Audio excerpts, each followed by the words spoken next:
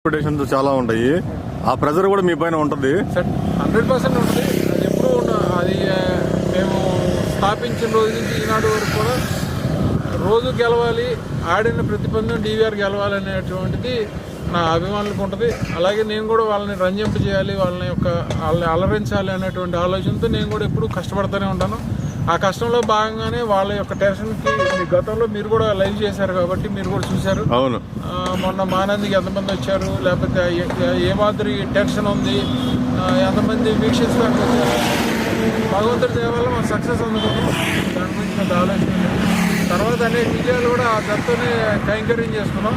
కాబట్టి అది కొంచెం ఫెయిల్యూర్ అవడం వలన వెంటనే ఎద్దును మార్చి మళ్ళీ ఎద్దును వెళ్ళబెట్టడం.